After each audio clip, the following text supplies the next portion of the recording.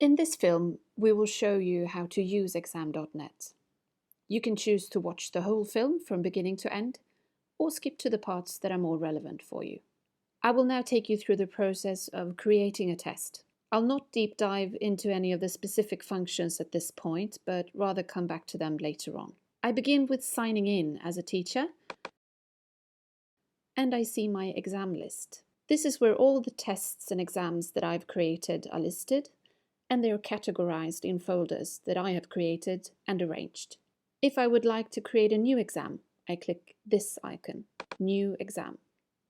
And the first thing I am prompted to do is to choose a name for my new exam. In my case, I'm going to create a new English exam called A Letter to Connect. The next thing I do is to create the exam contents. In some cases, you may want to keep the questions outside the digital tool, for example on a piece of paper that is handed out to the students when it's time to start the exam. In those cases, you choose this alternative, no digital exam questions.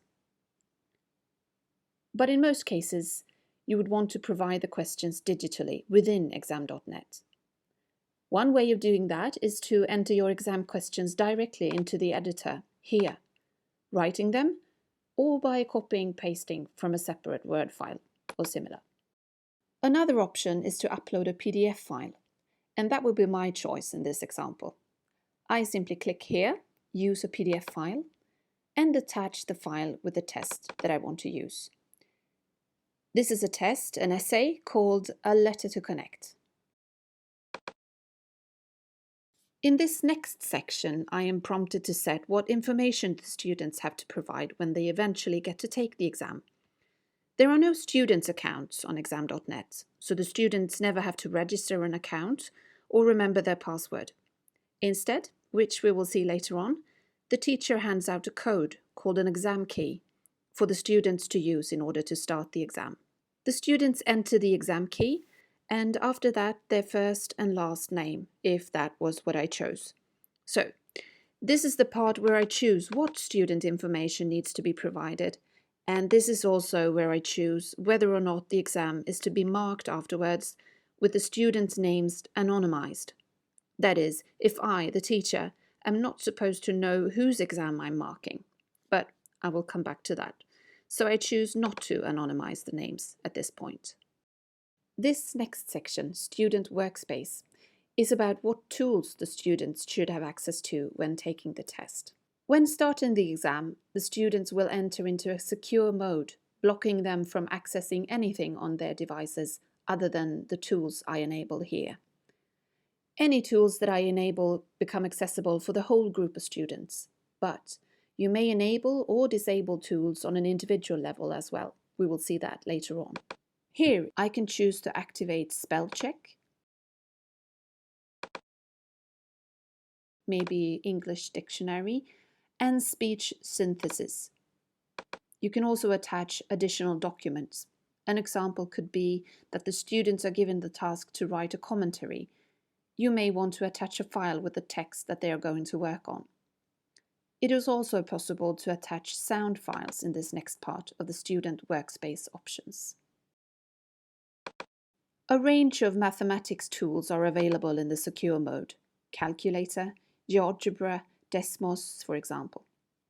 Since my exam is an English test, I'll just leave all the mathematics tools disabled.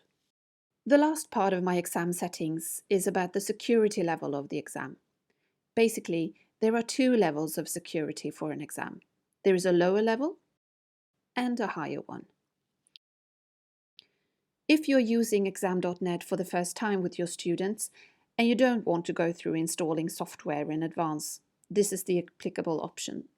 Allow any browser. When the student starts the exam, he or she will enter a full screen mode, and if the student exits the full screen, that is, leaves the exam area without submitting or closing the exam, perhaps to Google something, the teacher will be informed. And here is where you choose what's supposed to happen then. You can choose to block the student from the exam and make him or her provide an explanation on why he or she left the full screen mode. This is the lower security level. Using the other option, the higher security level, The student will enter a full screen mode, but the difference is that the student cannot exit this full screen unless he or she submits the exam. To use the high security mode, you have to install a software. Which one depends on what device the student is using. The installation is quick and easy, but it is still an installation. Therefore, we recommend you to start with the security option called Allow Any Browser, just to get to know the tool, and then move on to trying out the high security mode and see that it's not that complicated. Now, for the sake of this demo, I will use the Allow Any Browser mode with no cheat prevention at all. And I save my changes, and my exam has been created.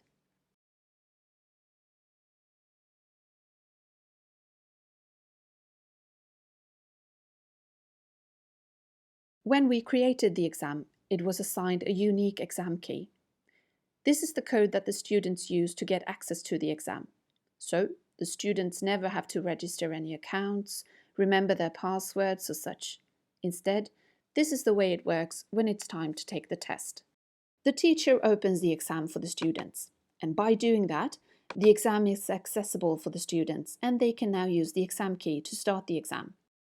If a student enters the exam key before the exam has been opened, the students will enter a sort of waiting room, a lobby. So, some teachers prefer to do it that way. Firstly, let all the students enter the exam key and the lobby, and then open the exam so that all students start their exam at the same time. But in this case, I have opened the exam, and my next step is to give the exam key to my students. I can do that by writing it on the blackboard, or show it like this on the screen. The students then go to exam.net on their devices, they enter the exam key here, and they are then prompted to provide some personal data. In this case, their first and last name, since those were the boxes that we ticked when we created the exam. They then click here, fetch the exam, and they enter the exam and can start writing. In this case, I am not going to enter the exam this way, so I close this tab and go back to the teacher's view. And I'm going to show you how a teacher can preview the exam, how you can see what the exam will look like to the students. I can do that by clicking the exam here, and I then enter the exam and see exactly how it looks to my students. So, this is where the students can see the questions at the top here, and a writing area at the bottom here. The available tools are visible here on the left-hand side, and I can adjust the spaces to my liking.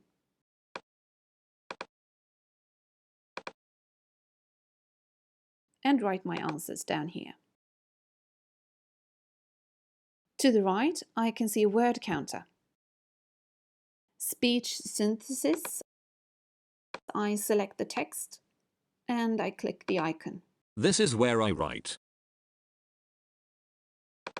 When the student is finished, he or she clicks Submit Exam.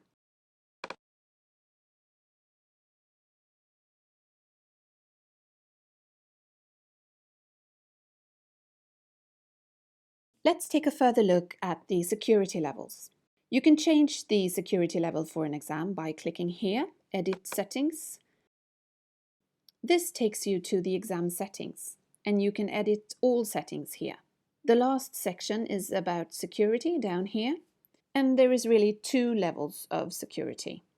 One lower level, Allow Any Browser, which allows for the exam to be opened in the student's preferred web browser. The exam will be presented in full screen, and if the student exits the full screen mode, the teacher will be informed, and the teacher chooses what's supposed to happen if this occurs. In the higher security mode, the exam is presented to the student in full screen, but the difference here versus the lower security level is that the student cannot exit the full screen unless the exam has been submitted. The high security mode requires a certain type of software to be installed, and which one depends on what device the student uses. For devices using Windows and for Mac units, the required software is Safe Exam Browser, SEB. The software is free of charge and easy to install, and at the very bottom of the page there is a link to the installation guide. I myself am using a Mac computer, so I choose Require High Security Mode and save my changes. I then notice that there has been a change of color on the icon below status for my exam, indicating that this is now a high security mode exam. If I enter the exam as a student now and enter the exam key, SEB will want to launch on my computer. Regardless of whether you're logged in or just looking at the homepage of exam.net, there is information available on how to install high security software, SEB and for Chromebooks. Right here is a link for downloading the Safe Exam browser, and this is also where you can check if you have the correct version of SEB.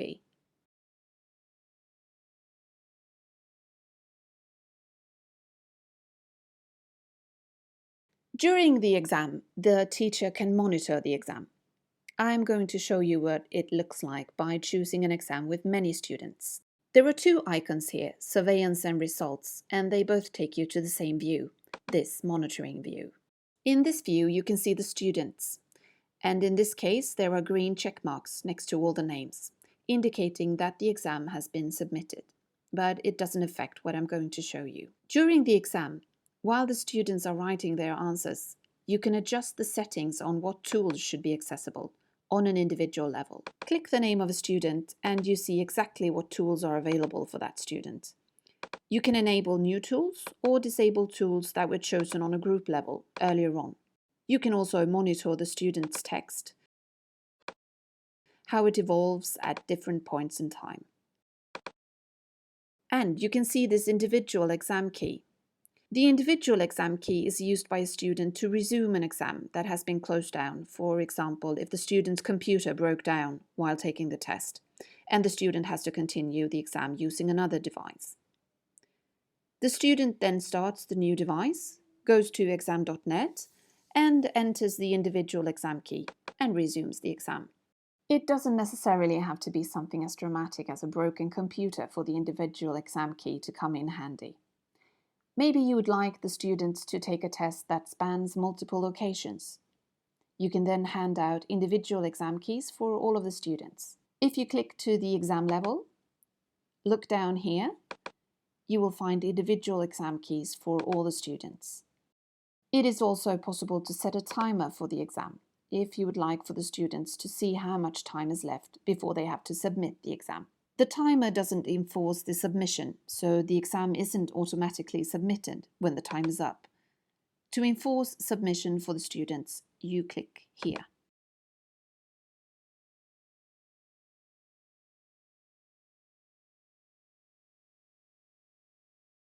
The marking and grading of the exam isn't carried out within exam.net. Instead, the teacher chooses how she or he would like to handle the students' submitted answers. You can, for example, clicking into surveillance and results here, print these submissions. Every student's answer will be printed on a separate page, never two students or two submissions on the same page. You can download these submissions as Word files or PDF files to your computer.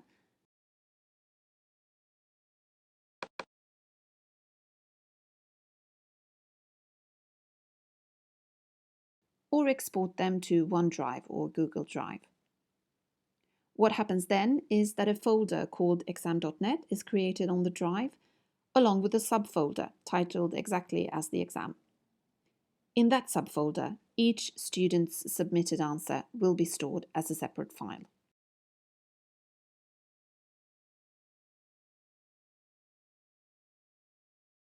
You can conduct anonymized exams at exam.net. The teacher is then prevented from knowing whose exam is being marked.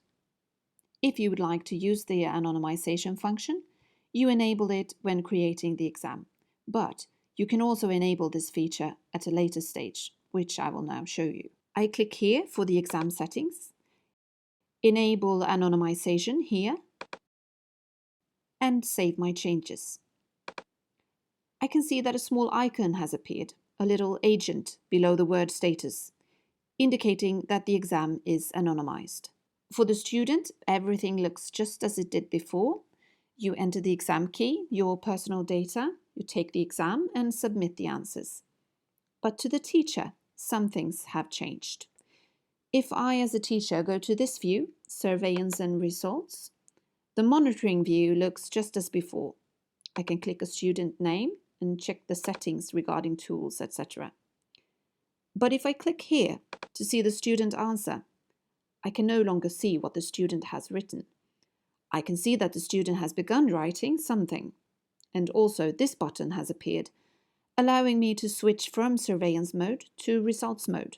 If I click the button, the student list gets shuffled and the student names are replaced with codes. If I click a student code like this, I can see the text written, but I don't know the name of the student producing it. So, during the course of the exam, I will want to know what settings and tools apply to what student, and I can see all that in this surveillance view, and I can handle the exam as usual.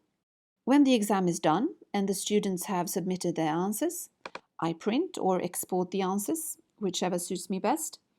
As we can see, the students' answers are shown in a print preview, their names replaced by a code, so I don't know whose answer I'm looking at.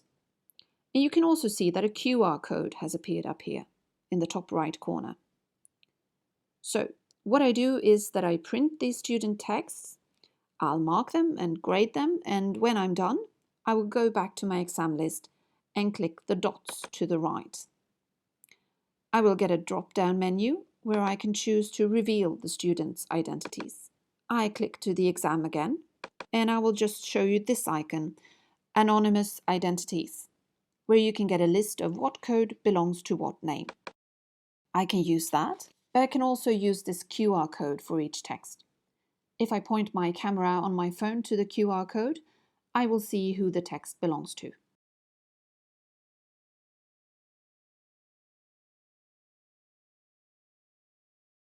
I am going to show you this exam list and what I can do to bring some order to the list as the number of exams increase.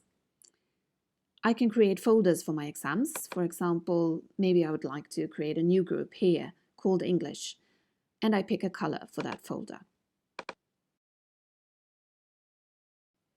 I can now take the exam we created and move it to my new folder, like this. So this is a way to arrange my exams and make them easier to find in the list. Another option in this menu to the right is to duplicate the exam when you would like to create a copy of an exam. You then create an identical exam but without the student information. So if I would like to give an identical exam twice, I can use this feature. In this menu, I'll also find the options of giving other teachers, colleagues at my school, access to my exam. I can delete my exam or send it to the archive. An exam stays in the exam list for 180 days after you create it, and then it gets sent to the archive, which you can find here at the bottom of the page. You cannot move archived exams back up from the archive, but you can duplicate it and move a copy of the exam back up, but without the student information. And that takes us to the end of the walkthrough. Please do not hesitate to contact us if you have any questions.